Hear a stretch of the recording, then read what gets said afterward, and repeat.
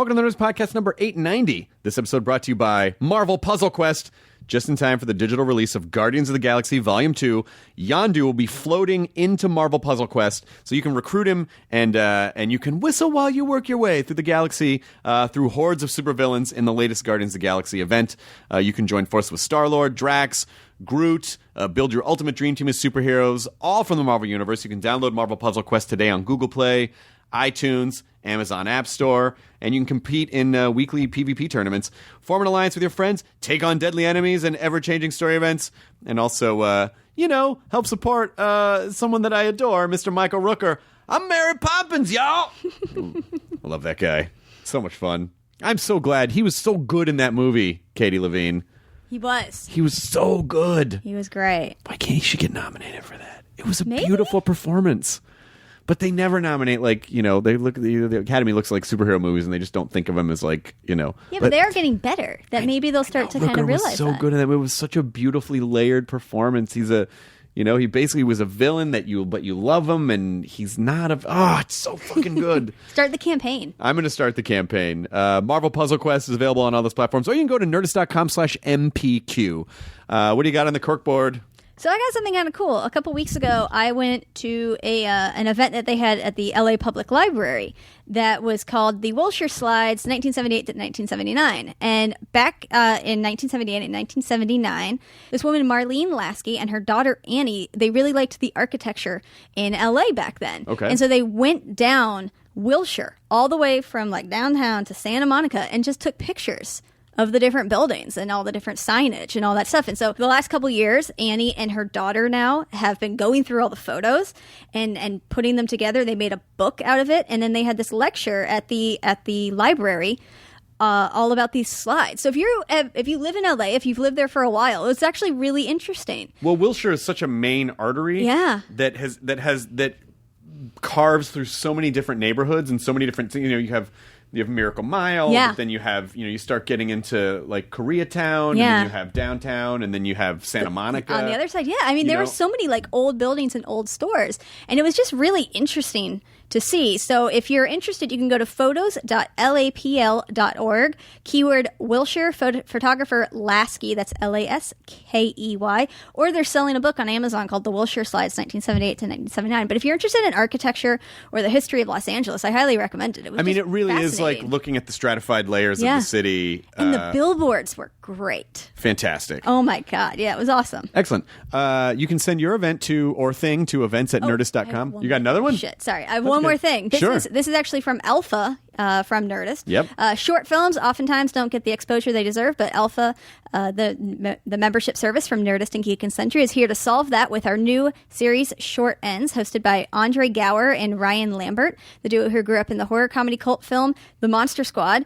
It celebrates short films by watching them and exploring the process behind them. You can check it out and sign up for your free trial at projectalpha.com. Excellent. Thanks, Katie Levine. This episode is James Vanderbeek, whom I've known for 20 years. We did Politically Incorrect together in 1997 or 98 or something like that. And now James and his wife Kimberly are dear friends of my wife and me. We're just fancy couple friends, although they have 4 kids. We have 0 kids. We have a cat, but they're such great parents. And they were here, and Kimberly took a picture because I have this Yoda backpack that's sitting up on my shelf in the dressing room, and she took a picture of it, and she said, "Oh, my daughter is really into Yoda right now." And I go, "How old is she?" And she goes, 7. I go, "Please give this to her." Because my Yoda backpack was just sitting up on the shelf. Not, I enjoyed looking at it up there, but he wasn't getting used. Yeah, so the ones from where it looks like Yoda's on your back. Yeah. But he's got a little pouch in there. Yeah. He needs to be on a Padawan's back, teaching them the ways of the Force. So they took it and they gave it to her, and then he just posted a picture, and it looks so adorable. I'm so happy. I was so happy that Yoda went to the right home. It was such a great. It was fortuitous. It was meant. The Force directed it that way, and I'm so glad that it worked out that way. But I love James. He is just such a sweet, wonderful, brilliant guy. He's promoting What Would Diplo Do, which is premiering August 3rd, which is the day the podcast is actually going up. It's 10 p.m. on Viceland, and we talk about it, but it's basically a fictionalized account of he plays Diplo. He plays DJ Diplo, and I'm really excited because James was like he wrote on the show and like was a creator and showrunner and did all the stuff. So it wasn't just an acting project. This is a real passion project about a community that he loves. So I'm very excited for him. This episode also brought to you by Stamps.com. Stamps.com, in case you haven't been listening to almost 900 episodes of the Nerdist podcast, allows you to buy and print official U.S. postage for any letter, package, class of mail.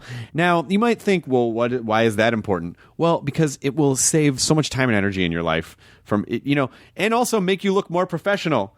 Like, rather than just licking a stamp and smacking it on a thing, you're going to print out the exact post, just going to be a printout. Especially if you have, like, your own business. I feel like a lot of people with their own businesses at home would really love this, and it saves so much time and effort. Absolutely. You click, you print, you mail, you're done. It never closes. You can print postage for letters or packages 24/7. They're going to send you a digital scale. So here's the deal, all right? You're going to go to Stamps.com. You're going to click the microphone at the top of the homepage and then just type in Nerdist. And then you're going to enjoy Stamps.com with a special offer that includes a 4-week trial plus a digital scale and postage without any long-term commitments. So go to Stamps.com under the promo code Nerdist. Never go to the post office again. And enjoy your freedom. Enjoy your freedom. Enjoy your burrito. Well, now it's weird to say enjoy your burrito at the top of a podcast. So the podcast is not over. It's just getting started. Here's Nerdist podcast number 890 with the wonderful James Vanderbeek. Katie. Yeah. Now entering Nerdist.com.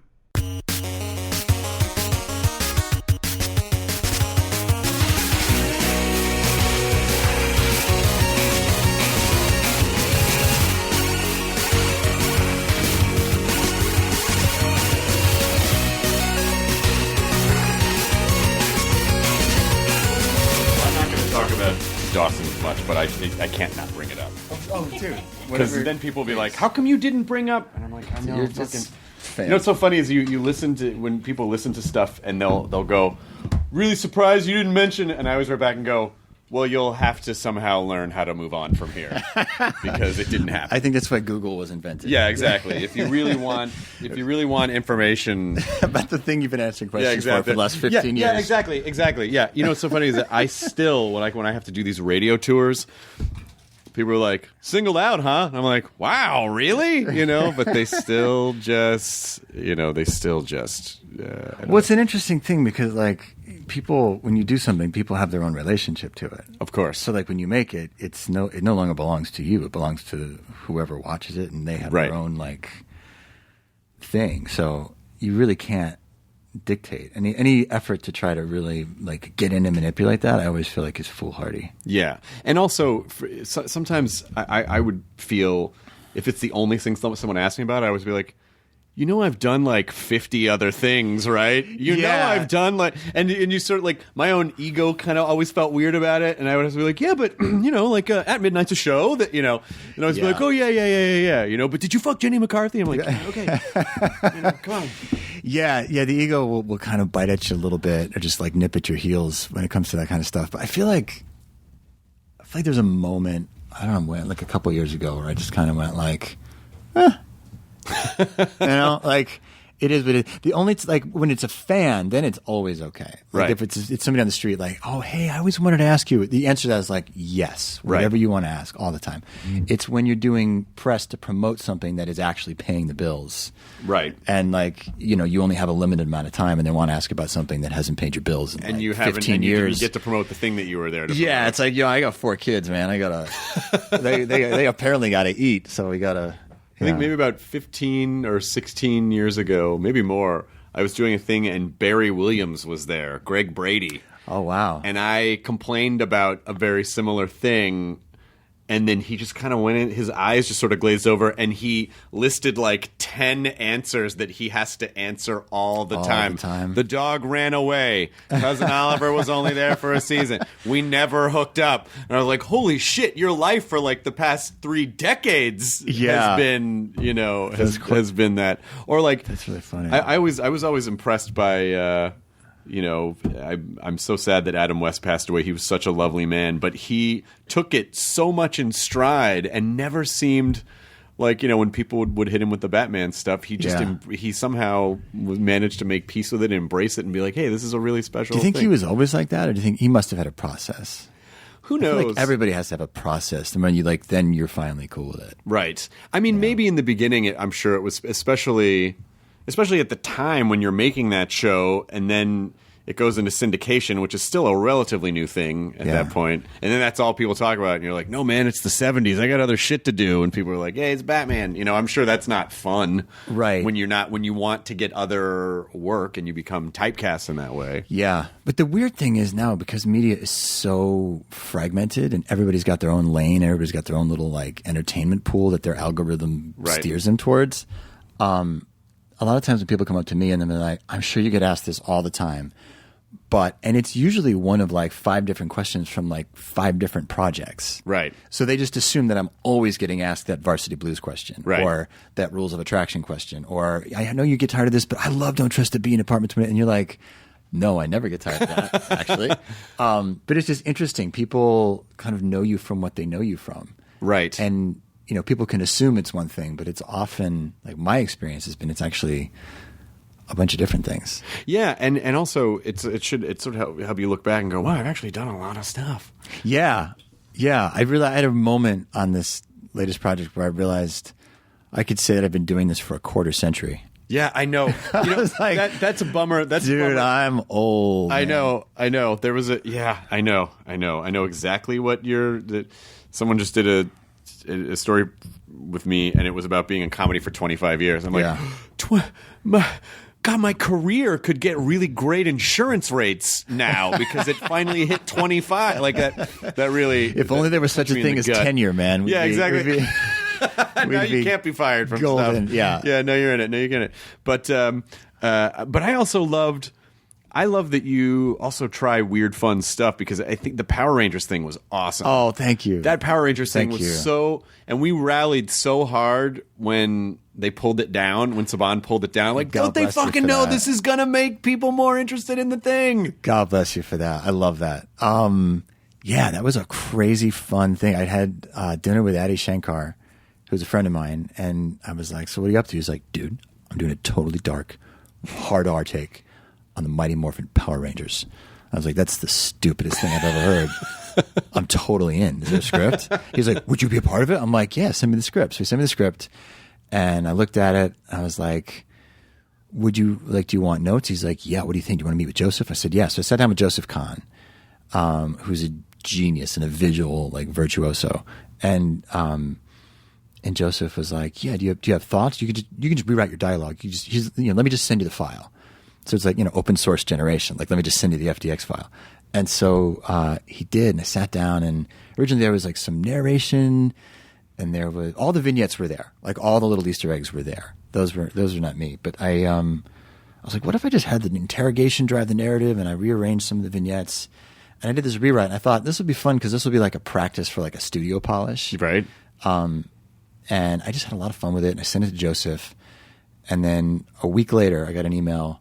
This is great. Let's shoot this. I was like, wait a minute, that never happens. Especially when you're used to working in a business where everything takes a year and a half to even kind of get off the ground. Forever. And there are always notes, and there are always changes, and there are always a compromise in the middle that's not really what anybody wants. But this was, we just did it for free for shits and giggles. And Joseph was like, yeah, let's shoot it. So I wrote a sword fight in there because I wanted a sword fight. And it's funny because I've been wanting to get into more like kind of stunts and fight and, kind of build up that part of my resume.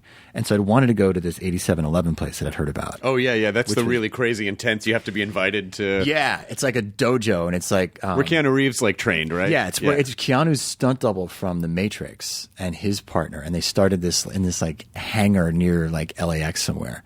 And people stunt guys just come in, and it's like the best athletes in the world, and they're training, and I'd wanted to like get in there. And so I do this rewrite, just as like on a lark, like whatever. And Joseph goes, "Would you mind going to this place called 8711? You don't have to go many times." I'm like, "Dude, I'm there every day." So I showed up every day, and now they can't get rid of me. That's fantastic. Now you're part of it. Now you're part of it. I'm like part of it. And every time I do a thing that has stunts, I'll like write in ninjas. I'm like, "Oh yeah, I got it." I'll like put some ninjas in here, and then I'll call the guys and I'll get them work. And it's just like it's been a fun.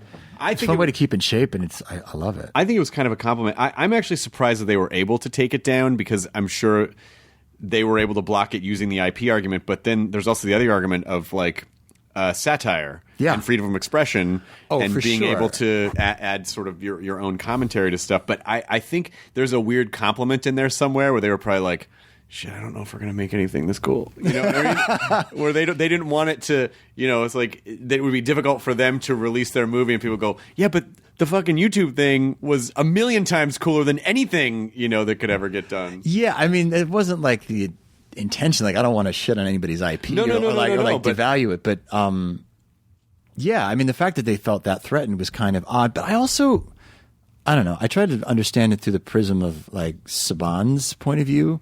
Like, this older guy did not grow up with the internet. Right. And he buys this thing that makes him billions of dollars. Right. And now somebody's making something that looks like a movie and putting it out for free, and it's not on brand for me. No, take it down. And also, I mean, listen, I don't know anything about the guy. Maybe if we're giving him a little bit of slack, maybe it could be like, oh, my thing is supposed to be for kids. This is not for kids. Yes. It challenges the tone of this brand that I made. Yeah, and I know the guy who wrote the movie that they subsequently made. He was like the last guy to come in and do the rewrite, and it was definitely like kids, right? Like, make it young. Now, I know I've talked to you about this before, but do you actually remember when we did Politically Incorrect together? I do. Do you remember? It was like 1996 or something. I think it was the first time I was on. It had 97, maybe. It had to have been after 98. 90. Okay. Yeah. Then it wasn't the first time I was on, but we did. I do remember doing it with you, because I remember you were much rounder then. I was rounder. Yeah, I was much there rounder. There was a lot more of you. There was much more of me. I feel like jackets were bigger, cuts were bigger, hair was floppier. Oh, it was a different time. I don't think we're ever gonna have a flashback to that time, fashion wise. You know what I mean? Like, there's a time in the 90s when everybody was like pegging their pants and like wearing like bell bottoms. No way! But then that totally came back. And I don't think we're ever gonna go back to like I'm a 40, but I'm gonna wear a 44 jacket. Yeah, exactly. Like, I don't think super baggy, like neon shirts and baggy clothes. Like, I heard Frosted Tips are coming back. Frosted Tips.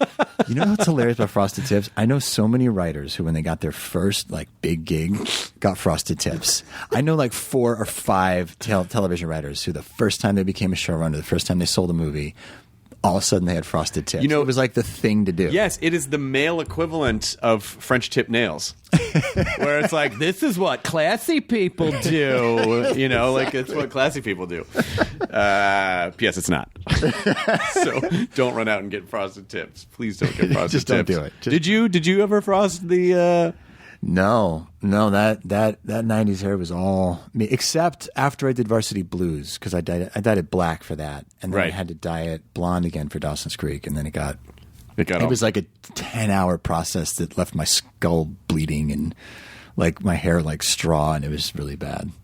So when I saw you at the Dodger game, it was really fun to see you with your kids, because you basically managed to, and this is something I'm really interested in, because Lydia and I are starting to have the kid conversation. Yeah. But you were able to have a conversation, and your limbs operated independently of your of your head, because you essentially were the equivalent of like a cat tree. Yes. And so you had like one child on your leg, and another one you were just kind of dangling on your arm, and the kids were completely engaged and entertained, and somehow you were able to separate your body from your brain at that point and just have a regular conversation while knowing exactly how to balance all of that. Was that natural, or did you have to learn how to do that? That just comes with practice. I think. That comes when you have 4 kids under 6. Right. Yeah. Oh my gosh. We had 4 kids under 5 at one point. Yeah. How do you do it? I'm addressing your wife, Kimberly, right now. She's a superwoman. I really don't know how she's done it. I mean, so because what's amazing to me is like, so how do you get to 3 and go, let's do 4? Like, is it the process of like, you know, like raising a baby and turning it into a human, or is it just like we just like as many little feet running around the house as possible? I think we're still trying to figure out what's causing it. I don't know. We've always just kind of left it open. I don't know. We've really just felt really blessed every time we have one. And I don't know. I just feel like if a soul wants in, who are we to stop it? And they all have, I would imagine, their own very, very distinct personalities. Oh, completely. Same ingredients, same recipe, and they all come out completely different. And they're different even in utero. Like the way they move in the womb is the way they move when they come out of the womb, and they're all different. They all, like people say, "Oh, are you proud? Do you see things of yourself in them? Do you see little things that, oh, that's me?" And I feel like we just won like the cosmic lottery with each of them. You know, I feel like it's like a cosmic adoption in some way. Like they just want to come in and then they take some of your genes and some not, but they're completely them. All of them are completely their own thing and their own person and their own personality and their own tendencies, and it's really fascinating. You just feel grateful that like you get to be the person that gets to kind of guide them and hold them and know them, like as they come into really who they are. God, this just makes me think I'm a horribly evil person, because all I can think of is just like, oh my God, stress all day long. I'm just going to have to worry about keeping them from killing themselves somehow. Of course, but that's how I was before I had kids. Okay, like I would go over to somebody's house. I remember I was with Kimberly and we went to see her mom's boss, and they had this kid. This little, like, I don't know, he was walking, so he must have been like, 1.5 or 2. And we saw him and he was cute. And all I could think was, I can't wait to get the fuck out of here. Like, what do you do with that thing? Like, that thing lives here. Like, it's got to go to bed. It's got to eat. It's got to wake up in the morning. It's probably going to wake up in the middle of the night. Like, What do you do with that all day? And I knew I wanted kids. I was always that guy. But there was just that thing of like, well, God, I'm going to have to get up in the middle of the night. I'm going to have to change diapers. I'm going to have to not watch the football game. I'm going to have to do all these things. And for me, the second I met my daughter, I mean, like the second she came out, all of that reversed. And it was just, I am going to change that diaper. That's what I want to do the most.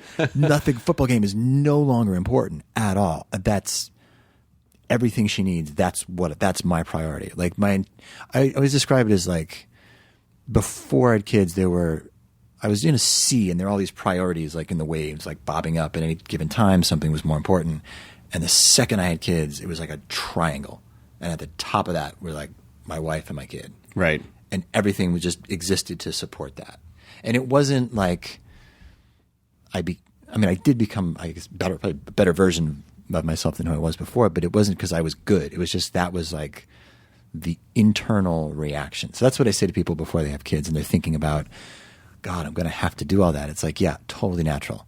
Like that's how you're going to feel. All right, good. Until you meet them, and then there will be nothing more important in your life. Yeah, because I have met other parents who they adore their kids and they go, yeah, I used to think, they go, I love my kids. I think everyone else's kids are shitty, but I love my own kids, because it's like, because I always said, I had a joke in my act about how you only ever notice kids in public when they're being dicks. Yes, it's like you don't notice the ones who are quiet and being really cool and not and being sweet. Yeah. It's just like the kid who shits up his own back and grabs guacamole and throws it on the ground and like flips the table and you're with like, the snot running down his face. Yeah, exactly. And you're like, Jesus Christ, get the fuck away from my kid with your snotty ass face. I do not want you touching my yeah. There's a little bit of that. And listen, I mean, it's not like our house is just yoga music and calmness all the time. Like it gets crazy. It gets insane. And there are times when you just look at your partner and you're like, oh my God, what are we doing? Well, you probably just put out one fire and there's potentially 3 more fires to put out. There's a lot. There's always a lot going on. I always call it just barely contained chaos glued together by moments of pure bliss. Right. Like the bliss has to be something that you've never experienced before, because the other side of it is so insanely ridiculous. And to try to reason, like especially to work like a 14-hour day on set and come back and like have to convince 4 little humans to brush their teeth. Right. It's like, come on. Hey, do you want to brush your teeth? You got to get the sugar buggies out. Come on. Oh, hey, toothpaste is falling. You're going to catch it. Spider-Man, you got to catch the toothpaste. Like, it takes so much energy to just do those things that you really have to love it. See, that's really sweet. I just wonder if I'm going to be like, brush your teeth because they'll fall out and no one will hire you for anything. You know what I mean? Maybe I'll try that tonight. You'll never get a job. I probably should. Nobody's going to hire you with no teeth. Not in this town, kid. You better brush them. Well, it's nice. I've been sort of picking at people who have kids and that I know are really good parents because I'm just really trying to understand more of because it's especially. Did you have brothers or sisters? I did. Yeah. Oh, see, that helps a lot because I didn't, and so when you're an only child, then you're so used to like, everything about me is important. Why do I need to focus on it? But when you have siblings, you at least have some understanding of how to operate within a system where you're not the most important thing. Yeah, I also think it also helps to have have figured out your relationship with your parents, whether good or bad, or everybody's got stuff, but just to kind of have explored that to a degree where you feel like you have a grasp on what's important, what you need, what you needed, and what you want to do for your kid. I think there is one piece of unsolicited advice that I give in terms of the actual birthing process that I give people. Okay. Which is take the first hour after the kid is born for just the three of you. It's more life than you've ever experienced. It's more than you've ever gotten the chance to hold in your head and your heart and your soul, and all of that has to expand. Because you've never experienced anything like this. And your tendency, especially as a man, is to want to be, okay, what am I doing? I got to get the cord blood thing figured out. I got to call this. I got to call this person. I got to let them know. And I would advise to just, for the first hour, just spend time with the three of them and let it wash over you. Because it is the most delicious hour of life. And there's no way to explain it. There's no way to prep somebody for it. It's just something that happens. So, there's nobody that you have to call in that first hour. And in fact, if you call them after that first hour, you'll be able to have a better conversation with your parents or your uncle or your best friend or whoever you really want to share this with. Do it after that first hour. And the baby doesn't need to be washed right away or weighed right away. You're healthy, happy, everything's good. You can just they warm up best on mom anyway. Right. And they'll probably want to suckle a little bit. So just do that. And some hospitals actually respect it. They call it the golden hour. And they kind of respect that space. Everybody walks out of the room and they just let these three people experience this thing that is really kind of indescribable. Well, that is a good piece of advice. I'm gonna pretend like when it happens that it was my idea. You should. You totally should, dude. You know what? Let's just take an hour. Hey, Lydia, I got this. Let's have a golden hour. Yeah. I'm going to turn the phone off. You and just make sure she understands the hour part, because then a golden what? What do you? And then I'll run into you and be like, "Hey, did you do the golden hour? Oh, the thing I told you about? Yeah, we did it. It was great. You should try it. You should try it sometime." I just want to be able to take some. I'll have to be able to steal some credit somewhere for being an intuitively smart parent. But you are. That's the thing. You really are. Like, you're a good dude, and that comes through. Like, you just kind of reach down to like the best of you, I feel like, because you care about this thing that came into your life and you want to do well by it. And so it just kind of forces you to overcome certain things and to realize your own garbage. Like, your own garbage just gets thrown in your face immediately. and kids also, they'll use, like, it's like one of those zombie movies where like anything that's used against the zombies, they then use against you immediately. Like, I realized that the first time my kid wagged his finger at me. He was like, "No, daddy." And like, all of a sudden he's pointing his finger. I'm like, fuck, I'm supposed to do that. You can't. Wow. I really do have to figure out a way to communicate with you. I can't just tell you I can't just order you what to do. Oh yeah. You got to really they're just absorbing all the time. They're absorbing it all the time. And they all, at least my kids, all want to use the same phrases back at me and the same expression. Where did my kid learn to say fuck nut? Well, Olivia swore for the first time she swore, she was like, I want to say she was like 3. And I was like running around, like trying to multitask. And she goes, Daddy, you getting shit done? Yeah. Well, yeah, he is. Your daddy is getting shit done. Like, so yeah. I looked at her. I said, the only thing you can say, which is, I said, yes, honey, Daddy's working like a motherfucker. I mean, I feel like we have to.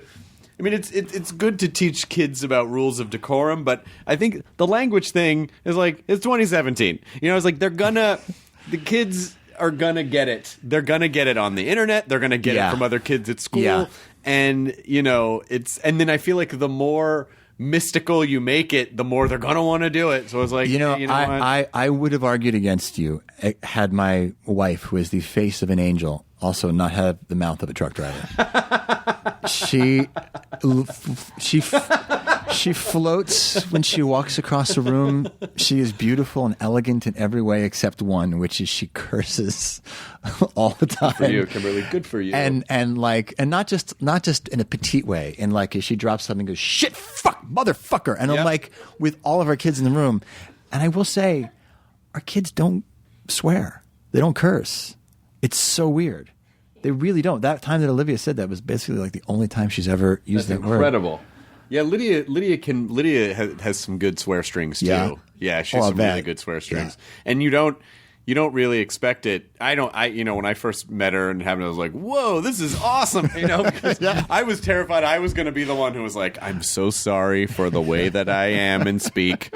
It's just the way, you know. But she's, So I'm excited about that part of it. Yeah. And also, I mean, it's just funny to hear a tiny voice say a horrible word. It's it's just kind of fun. Yeah.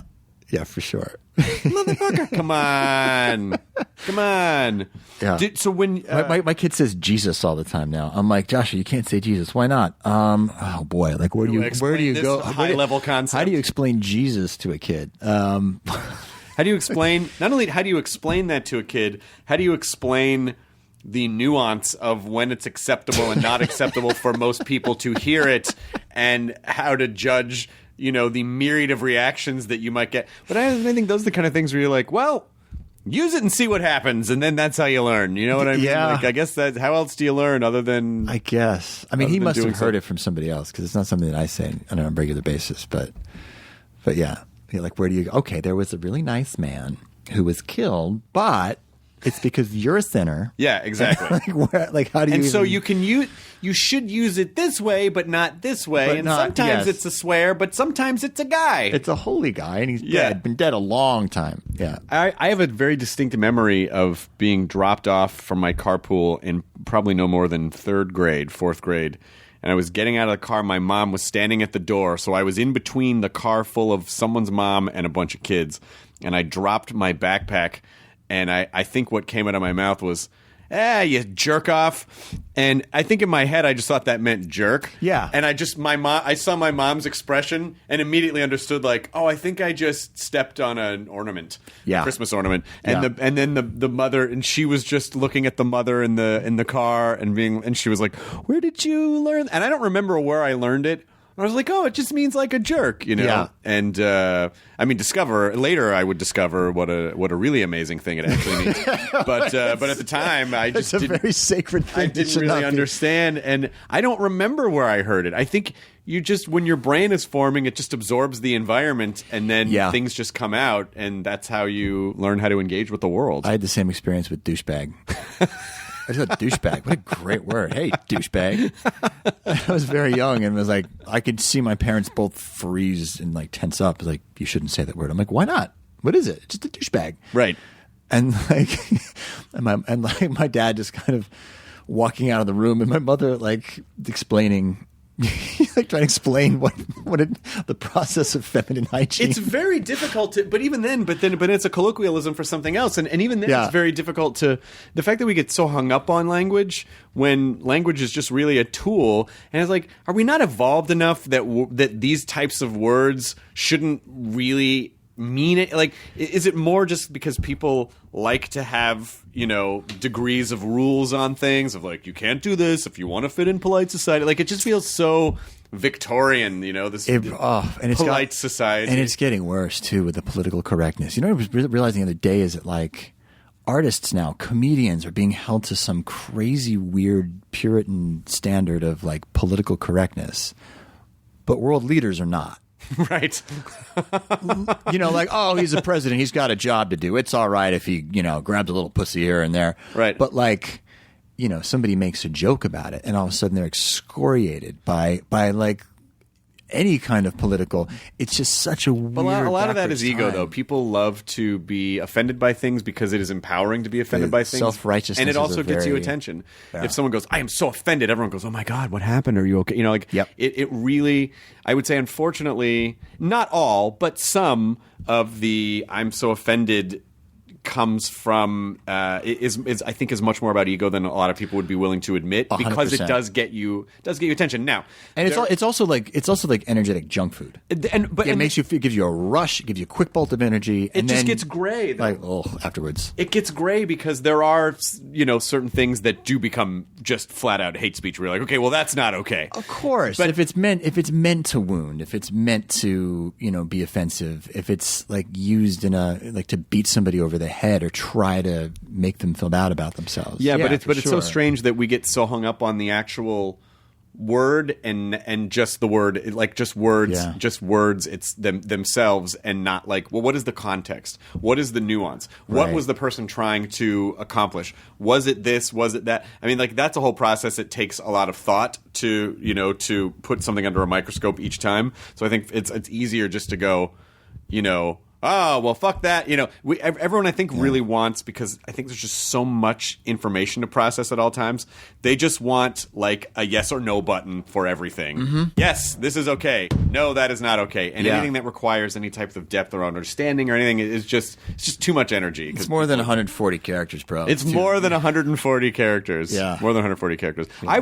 I wanted to dig in a little bit and figure out, because with the Viceland show that you worked on, the show about Diplo. Yeah. You were so heavily involved in that. Yeah. That, I mean, that. So how are you that heavily involved in something, but still manage to, make sure that you're keeping your home life balanced? So just, if you can, just talk a little bit about the Diplo show. Yeah. And then I would love to understand how you're able to balance that. Yeah, it's been a new balancing act. So this Diplo thing. Diplo's management last year, around June or July, was putting together a promo video for the Mad Decent Block Party tour. Uh-huh. And they had very wisely and astutely picked out Brandon Dermer, this young director, out of the sea of young up-and-coming music video directors. And they said, do you have an idea for this promo? And Brandon's idea was, what? What if we have James Vanderbeek play Diplo in like a Dollar Shave Club type vibe? And they said, sure. Do you know him? He's like, nope. And they're like, well, we can reach out. And as it had happened, I had kind of flagged Diplo as a kind of a genius like a couple of years back. So when the offer came in, I was like, oh, well, let me think about it. And so I checked out Brandon's reel and what he directed. He did the Dylan Francis's Not Butter video. Okay. Which I really was like, okay, this guy's really onto something. So we did this promo. I did a little bit of a rewrite. Again, he sent me the FDX file. I was like, you open the notes? He's like, yeah, I'll send you the FDX file. Did a little rewrite in like 20 minutes, added some ninjas, as I'm prone to do. And I'm seeing a pattern. Like, what could I add from my childhood that would be amazing? I'm just warming up for a lightsaber Sword one fighting, day. I just want ninjas. a lightsaber one day. That's what I want. Hey, listen, they're making a shit ton of Star Wars movies. I know. Somewhere I got to like pick up a lightsaber, right? You're going to need to be in there. So we shot it. None of us ever thought it would be anything more than that. But it came out last July 3rd, actually. And it got a lot of press play. People really seemed to like it. And then Nick Weidenfeld at Viceland came to... I know Nick. Yeah. Nice guy. Really sweet guy. Yeah, really sweet guy. And saw it before any of us did and said, hey, where are you taking this? And we're like, what? He's like, this show. We're like, it's not a show. It's just a one-off. He said, no, this is a series. And I was like, I don't know. I mean, I don't know. He's like, oh, green-lighted. You can, restrict the series for Viceland. I was like, well, let me think. And I went back that night and I was like, wait a minute, holy shit, yeah, this is like EDM Jesus sucks at life. Right. And so I came back to Diplo's manager and to Brandon, and I was like, I think I know how to write this. I think I know how to run this. and if you let me do that, then I'll star in it. And they were like, okay. So I pitched them the whole thing, and then Brandon and I flew out to New York and pitched Spike Jonze, who was like the creative director of the network. And what I pitched were parables about life through the eyes of a clown in this crazy EDM world. So I hired 2 writers, Hal Ozan and Jordan Van Dyne, and together with Brandon, we would break everything in the room. And I'd gotten some really good advice from Mark Duplass, actually. Oh, wow. Who had said, I'd just worked for him on the HBO show Room 104. And so I thought, well, he'll probably feel guilted into taking some time with me to, to give me some advice on running a show. And I sat down with him. He was like, if you're only doing like 5 episodes and you can write them before you start prep, he's like, maybe it might be more efficient for you to just write them all. So do it salon style. So we would break it in the room on the whiteboard, have these long philosophical hoity-toity conversation. Who's used that word? Hoity-toity. Who's used that word in the last 100 years? I think just you. I think just me, and only me. These highfalutin conversations. And someone in Kansas was like, "You're not going to that hoity-toity homecoming dance." That just came out of my mouth. And so we would break it in the room. I would wake up the next morning really early, make my coffee, sneak out before the kids got up, and write until like 11. Email the script to the writer's office. They'd show up at 11. I'd just email it without even proofreading it, which was so freeing and liberating. And then we'd talk about it and we'd tear it apart and discuss it. And I realized the things that would normally take me as a writer like 2 weeks to figure out, we could solve in about 2 seconds. And so that's how we wrote it. And that's how I ended up show running for the first time. And, it was a little bit in terms of like how it was an experiment because Viceland doesn't have any scripted programming right now. So there was no template. They're like, as a network, they're more like a rogue band of creative people. Right. So their notes were always kind of crazy, experiment, keep it weird. And so each episode is like a different swing. It's a little bit different tonally. We just kind of wanted to see what we could accomplish and just try some shit. So it was in that weird, crazy open space that I would then be like, okay, got to go home. And so that I'd come back. And it's interesting. As an actor, I feel like in the beginning of my career, it was always about like, how do I get there? How do I get to the darkness? How do I get to what it is I have to accomplish? And then, or like my mid to late 30s, it's something clicked. And I realized, oh, wait a minute. Like if it exists in humanity, I can channel it. Sure. So it's not about me having to go there. It's all about like, how do I channel it cleanly and let it not stick to me? And that opened up a whole other like realm because I was no longer afraid of getting stuck in a place, or I just wasn't afraid of anything. So I could just let it happen. And I was like just like a channel for all of it. That makes sense. Yeah, and more like you're like a medium. You're like an acting medium. It's kind of what it is. That's kind of how I look at it, really. And so that made the acting thing way more fun, and I became more fun to everybody in my life when I started to look at it that way. And then with writing and as like a showrunner, you're answering questions every 4 seconds about everything from what do you want this mug to look like to what should and fortunately I had Brandon Dermer, my director, who directed every episode. So he and I were like partners in that. So he shouldered a lot of it as well in the shot listing. And, but it was weird because I felt like you get in that creative space and you feel like, okay, it's great. I'm living here. I don't want to shut the door too much because I want to get back in it. Right. And so I was having a conversation with my wife actually just recently about like, okay, now that I've done this once, I think I have confidence that I can access that pool of like creativity. I can go into that realm and get these answers and make the decisions and then step away from it. And like, like a pop-up book, like just close it and then go home. But then you'll discover new things. Like once you have a basic understanding of something, then that's where you start. That's where the discovery process starts. Because then you kind of understand what some of the rules are. So then you can start getting really granular with how do you evolve and how do you make something more interesting and how do you, if we did this, I guess we could do that. It's like the one-upsmanship of it. Oh, of course. And that's been like the challenge as, I go into editing and going into post and VFX and sound edits and all this stuff is to let it go in the same way that I did as an actor. Because an actor, it's easier because you show up on set, you offer a bunch of choices for director to put on a menu, and then you walk away and you let them figure out exactly what what the thing is.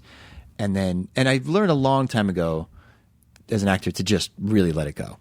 And so if that meant not watching something that I'd done until like years later, that's just what I would do. Right. And this, it's first time. It's my first time writing a show. It's my first time doing a lot of things. So you want it to be good. Like and you think immediately, wow, I would really like to do this again. So I want to make sure it's the best it can be.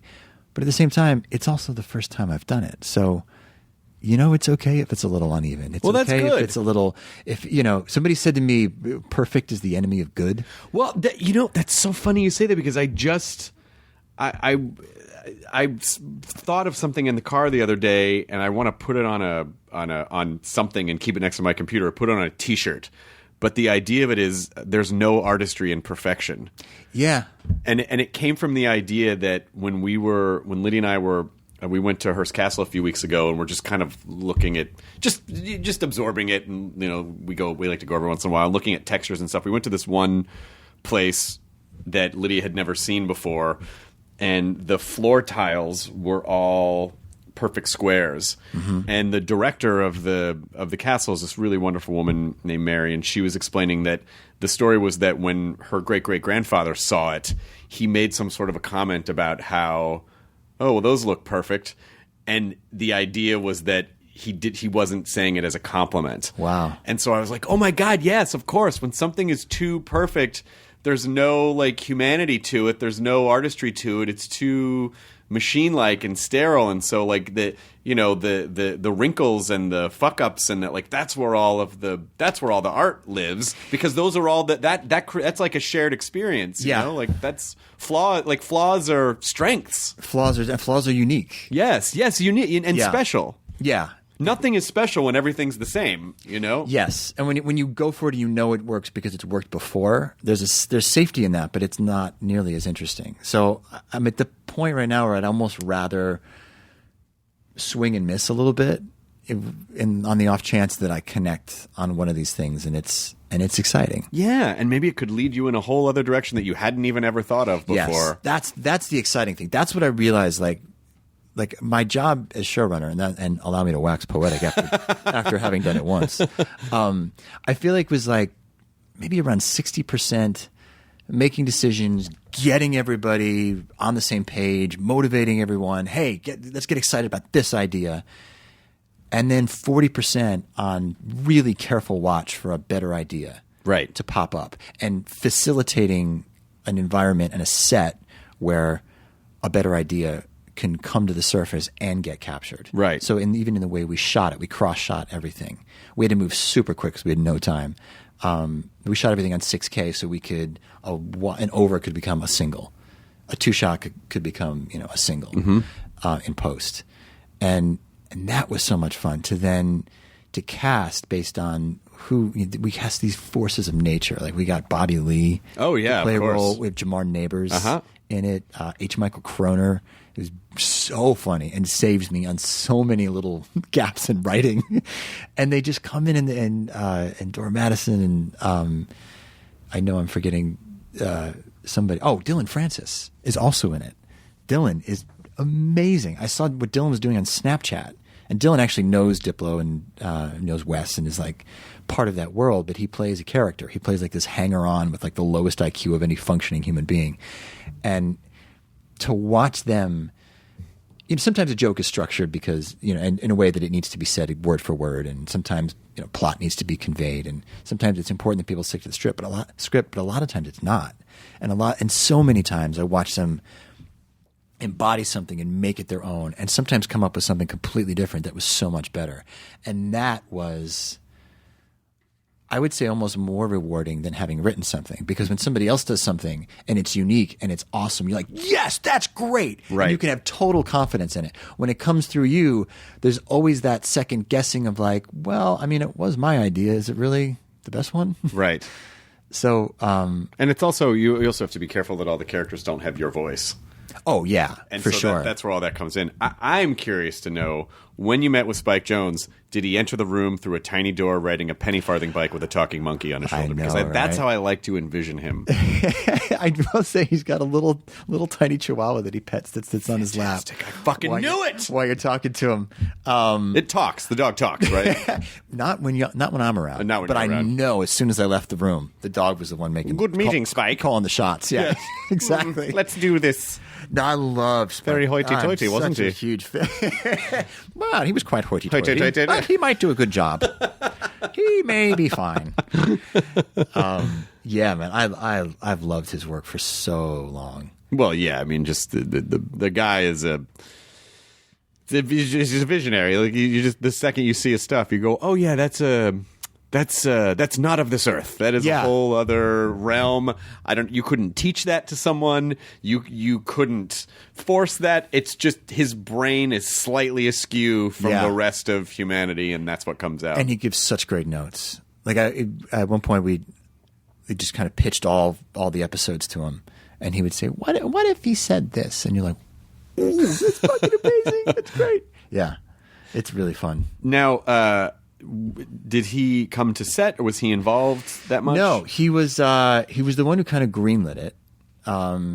And then he came to the writer's room after we'd written everything, and I pitched everything out, and that's where he gave his notes. And then he would give notes on cuts kind of through his assistant and his executive. Now, but he was never on set. He's obviously very busy, and is always doing some crazy thing, like he's designing Frank Ocean's set or something. Sure, of course. Like he's always got these crazy projects. He's building an underwater habitat for the future of humanity, I'm sure. Is there are you having to explain, because I imagine you've probably done a lot of junket stuff and a lot of interviews and stuff, has anyone been like, electric dance music, James, what is that about? Can you explain to me? Yeah, every once in a while I'm EDM? I'm asked to talk about it. What is EMD? No. Especially like my parents and my parents' friends. It's almost like when I was first on the WB and people would be like, "So are you working?" And I was like, "Yes, I'm on a show." "Oh, what's it called?" "Well, I'm the title character." "Oh, is it like a cable access thing?" "No, it's a real show." On the WB. Oh, I don't think we get that. It's a real show, Aunt Rose. I'm telling you. And it's like, well, what channel is it on? Probably channel 98, wherever you live, but it's a real show, I'm telling you. And it's almost the same kind of thing with this, because it's like, so what's your new show about? And it's like, do you know who Diplo is? And there's a certain age cutoff, I think. Like above that, the answer is Dip what? Yeah. And then you say, well, he's kind of like the Frank Sinatra of EDM. Do you know what EDM? And they think it's some kind of drug, and you're like, ED Gourmet? No. No, it's called electronic dance. Oh, yeah, I don't know any of that. I'm not sure. And then of course you can then follow it up with, well, I'm playing him. And they're super impressed. If you don't know, you don't know. Yeah. All right, just stop asking. You're not going to know. And then of course, what's it going to be on? It's on Viceland. Yeah, you're having to. The show is about something that Aunt Rose doesn't know on a platform that Aunt Rose doesn't know by a network that Aunt Rose doesn't know. I mean, it's just a. But the interesting thing is that if you can get people like that to check it out once, they go, actually, it was really interesting. It was really. I kind of like that Lean On song. That was very. Yeah. Did you go to like Electric Daisy Carnival or any of the? We went to the Mad Decent Block Party, and we actually threw me up on stage as him, and didn't tell anybody to get the footage, which was pretty amazing. And actually, the most amazing thing about it, because the footage looks like $1 bazillion, which we never could have staged. We did the same thing at the Aaron Styles show here for about 1 minute and 40 seconds. If you were at that show, it was me and not Wes. Just dancing with the dancers and running around, and there's a shot of me in front of 30,000 people, everybody following my hand movements, and like, oh wow, which is just gold for us as a show. But the really invaluable thing at the Mad Decent Block Party was I'm standing up, and at that point I was actually behind the rig, and Wes, who's Diplo, had shown me how to make a loop and how to do all this other stuff, which he thought was so easy to do, and it's so not. Right. But I looked at this sea of people looking up and being like, move me. Like, make me want to throw my hands in the air. And it became abundantly clear that this is not, like, the energy can't stop at the person behind the turntable. He's got to, like, give that back. Right. He's got to read the crowd, figure out what they want, give it to them, then figure out what they don't know they don't want, and give that to them. And if it ever like stops and it's just like this kind of, oh yeah, I'm the best, I'm a musical god kind of thing, it's going to be a very ungratifying experience for the audience. So to understand that firsthand and see it was really interesting. I mean, like we had an EDM tent at the festival in Northern California that I made a couple of weeks ago, and it was as big as anything else at the festival. Like it is, the movement is real, and people are passionate about it. How would you describe? I mean, you kind of did just now, but what is it that makes an extra special? Like, what is the artistry behind it that makes an extra? Just for people who are like, oh, well, is it really that hard to like play songs on your iPod? And you're like, no, you're not playing songs on an iPod. Right. I mean, well, first of all, and as per Wes's instructions, we take the piss out of the whole thing. Like, I mean, if you read any interviews with Diplo, he'll be like, yo, we're all so fucking cheesy. It's so stupid. Like, we're just, but there really is artistry to it. He would probably roll his eyes if he heard me waxing so poetic about it. But, I mean, it's a show. It's like in this day and age when everybody can consume any kind of entertainment they want from the comfort of their couch by themselves, to have an event where people congregate together physically, a bunch of sweaty bodies, all experiencing the same thing together. And becoming an organism. Yeah, there's something to that. There's something to being around everybody else's energy. Not to be too hippie about it, but like... Hey, it's cool, man. I went to raves in the early 90s. I get it.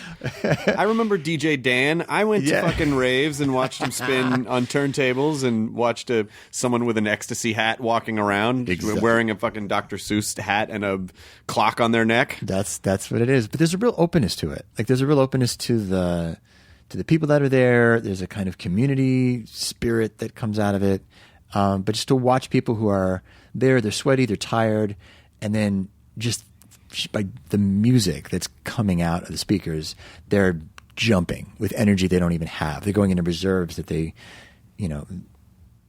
just were unaware of prior to that song coming on. And to watch the crowd, watch him just like play with the crowd and then bring it down and then bring it back up, and then he's got the dancers and the lights and the fog cannon and the all this other like stuff that goes along with the show. It's a really gratifying kind of adrenaline fueled experience. And also the fortitude of people. I mean, with the EDM tent, I feel like I was across the whole area from the tent. I was like, fuck, that's loud. And then you look inside and you see people are basically just like their fucking faces like in a speaker. Like, how are their eyes not bleeding out of their head from the intensity of the sound? Yeah, it's an outlet. And it's what was really interesting when one of the reasons I kind of thought this could be a really interesting thing to explore and do like a deep dive on was just because some of what hits in this kind of music is vulnerability. You've got, then there's place obviously for music that is, kind of aggro and like braggadocio and like, I'm at this point in my life bored with people just bragging about their cars and their money. But, well, don't forget about my big dick. Well, I know. Sorry, I'm really sorry. Well, you're actually. Well, how could I forget? But like what works in like electronic music is people screaming at the top of their lungs, "Don't let me down!" Like, where are you now that I need you? Like, these are real expressions of vulnerability, and it's a raw, emotional, connective experience. Yeah, and that's what connects with people. And I thought that could be a fun space to explore.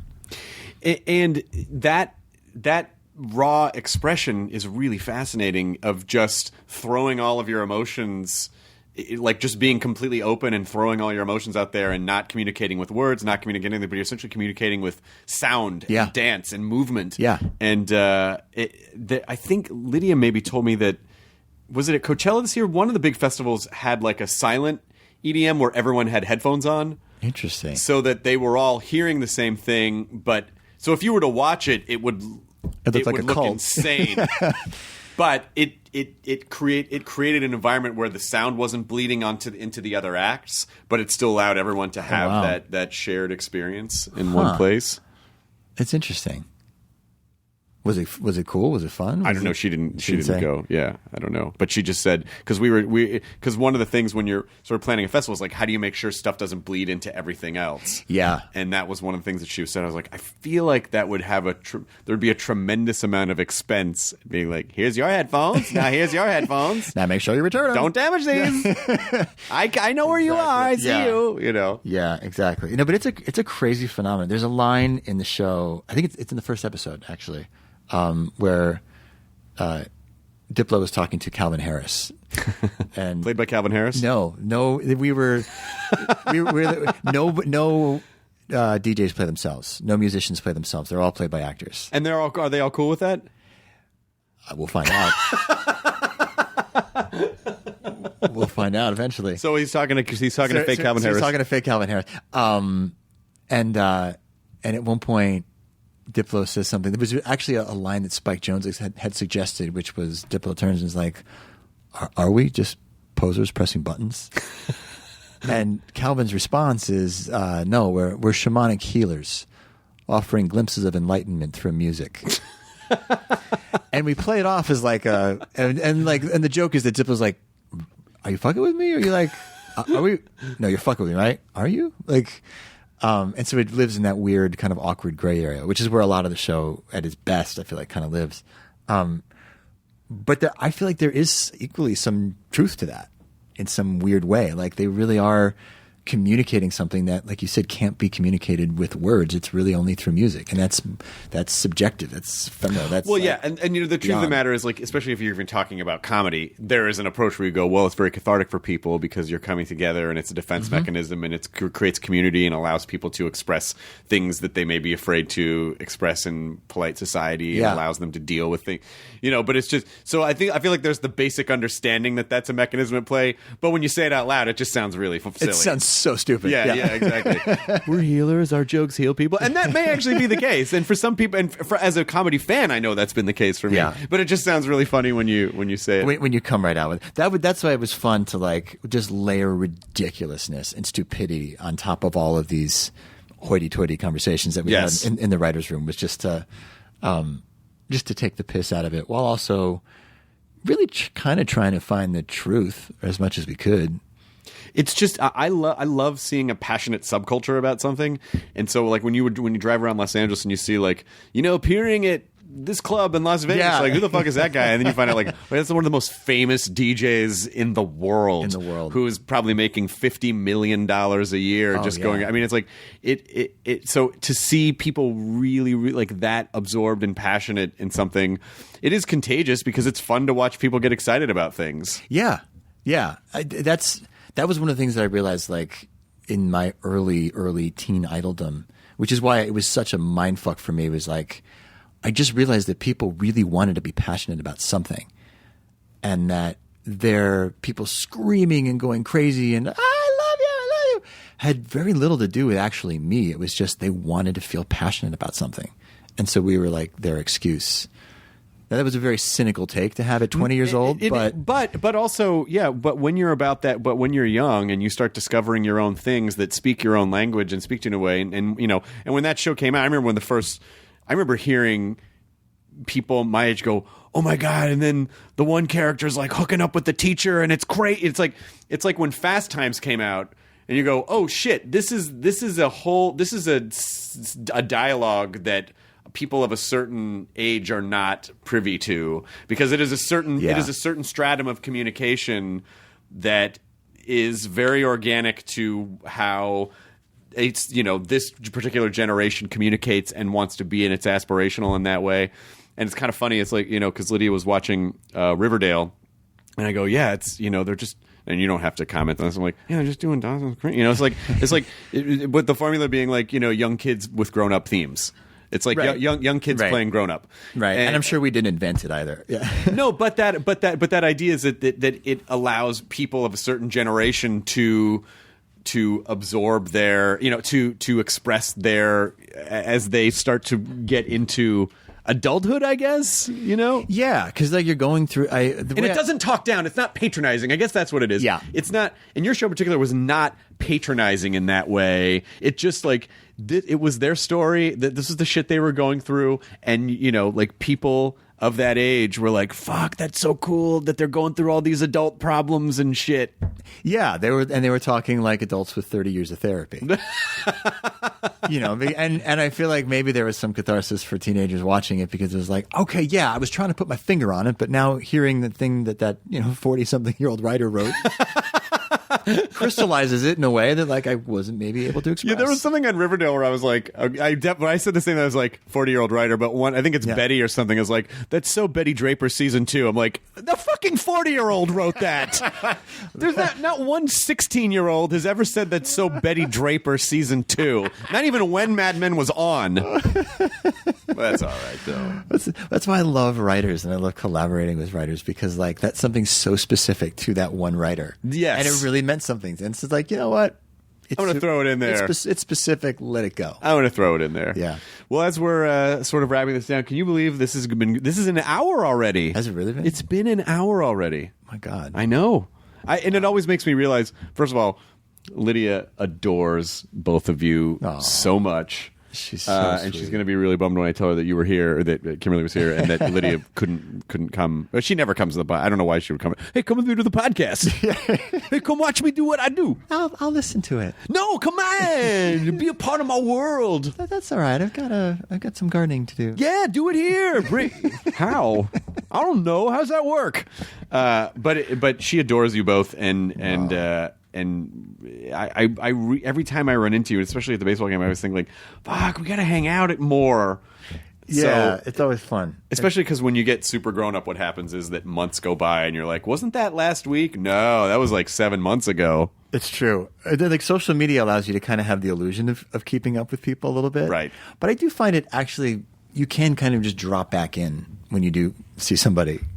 Well, I think, and especially a little more easily with what we all do, we are all particularly understanding about that because we know how ebby and flowy everything is, and so like, oh yeah, that person disappeared for a while to go work on a thing, or they needed to be alone, or they had kids, or you just we get used to like, oh yeah, we haven't seen them for like some of my closest friends I haven't seen in like 9 months or a year because they're working or somewhere else, and you just sort of remember that's kind of how it is. That's true. Well, I'm definitely gonna steal your golden hour advice. Great. Yeah.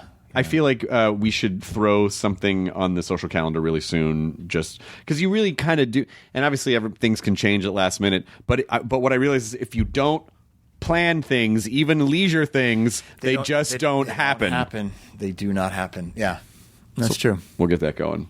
Let's do it. All right, let's let the wives handle it. Diplo.